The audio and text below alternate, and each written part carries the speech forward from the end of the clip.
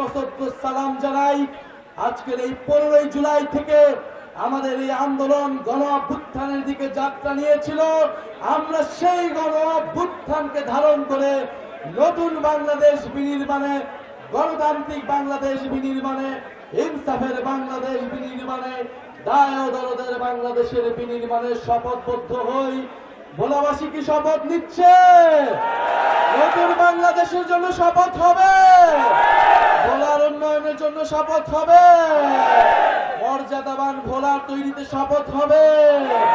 ইনকিলাব ইনকিলাব, NCP NCP, ক্ষমতা না জনতা,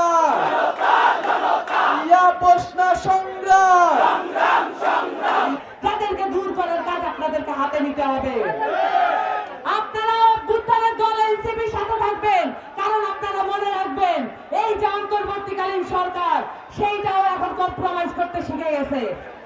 এই অন্তর্বর্তীকালীন সরকার মৌলিক সংস্কারের জন্য যে কাজগুলো করার দরকার ছিল সেই কাজগুলো ঠিক মতো করতেছে না। আমাদেরকে নজরে রাখা দরকার। আপনারা দেখবেন ভোলায় 57 জন শহীদ পরিবার আছে। এই 57 জন শহীদ পরিবারের দেখভালের দায়িত্ব জুলাই ফাউন্ডেশন নেয় নাই। এই 57 জন শহীদ পরিবারের দেখভাল করার জন্য, এখানে যারা আহত হয়েছেন তাদের দেখভাল করার জন্য জুলাই ফাউন্ডেশন কোনো কাজ করে নাই। এই বাংলাদেশ রাষ্ট্র এবং অন্তর্বর্তীকালীন সরকার যথেষ্ট কোনো কাজ করে নাই। এই সরকার আমাদেরকে নতুন করে বানাইতে হবে, আমাদেরকে আমাদের সরকার বানাইতে হবে, আমাদেরকে জনগণের সরকার বানাইতে হবে। এরপর আমরা নতুন করে নতুন কাঠামো তৈরি করব। আপনারা আমাদের সাথে থাকবেন এবং ভোলাবাসীর প্রতি আমাদের অনুরোধ, আপনারা কখনো এলাকায় চাঁদাবাজ, সন্ত্রাস, দখলদারিত্ব কখনো পাত্তা দিবেন না।